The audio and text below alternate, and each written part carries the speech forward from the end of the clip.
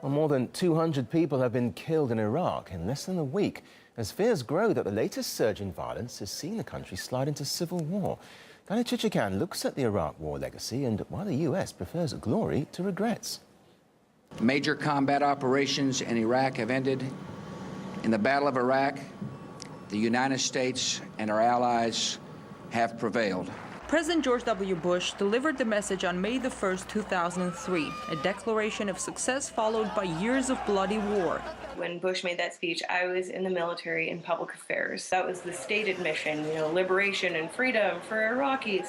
And it didn't seem to me like that was happening because there was all this violence that was perpetuated by our presence. 4 years after this speech, as many Americans in the whole world saw Iraq as a quagmire, Washington decided to send in 20,000 more troops.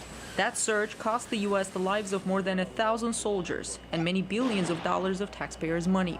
On his deathbed, Iraq war veteran Thomas Young wrote a letter to George W. Bush and Dick Cheney. And I want them to admit that was both a huge blunder and a terrible lying. In the church of American politics, sometimes even doubting success can be perceived as blasphemous. That's been true for the Iraq surge, even today. Were you correct or incorrect when you said that the surge would be the most dangerous foreign policy blunder in this country since Vietnam? Were you correct or incorrect? Yes or no? My reference to the surge being the most dangerous. Senator Hagel? The question is, were you right or wrong? My answer is, I'll defer that judgment to history.